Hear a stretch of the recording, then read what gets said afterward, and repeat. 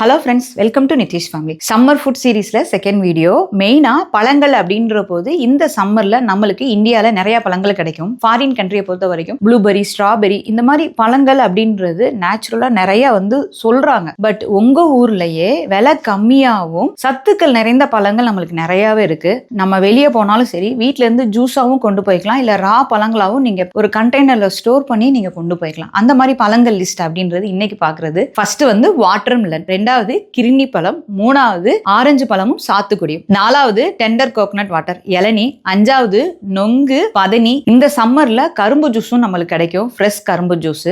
பாடி ஹீட்டா இருக்கிறவங்க ஒரு கிளாஸ் குடிங்க. பாடி ஹீட் இல்ல, எனக்கு நார்மலா இருக்கு அப்படின்னா நீங்க 2 கிளாஸ் அந்த மாதிரி குடிச்சுக்கலாம் கரும்பு ஜூஸ்.